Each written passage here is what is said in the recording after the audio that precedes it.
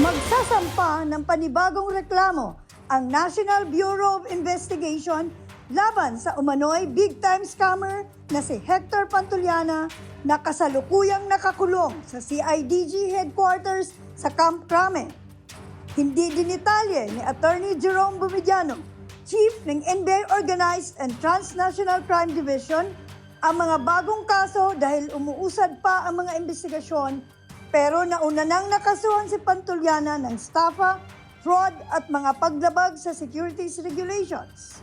Hundreds of millions ito ang naloko sa kanila. Kung babasahin mo kasi yung scheme na ginawa dito, makikita mo talaga na investment siya, hindi siya utang.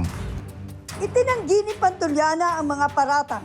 Nangutang lang umano siya sa mga negosyante, politiko at mga general para mapunduhan ang kanyang casino junket operation.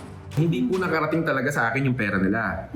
Ang nangyari po dyan is yung marami pong tao na nagsamantala nung panahon na medyo kalakasan po ng negosyo namin. Napakarami pong tao ang gumamit po ng pangalan namin, ng pangalan ko.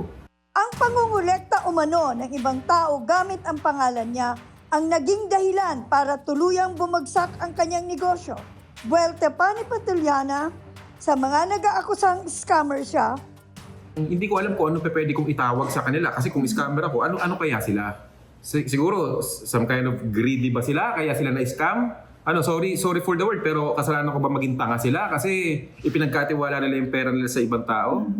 Nahuli si Pantuliana sa Indonesia noong Nobyembre habang papasakay sa eroplano papuntang Hong Kong sa bisa ng isang red notice ng Interpol mula request ng Pilipinas. Ilang biktima ni Pantuliana ang humarap na rin sa CIDG para magsampa ng reklamo.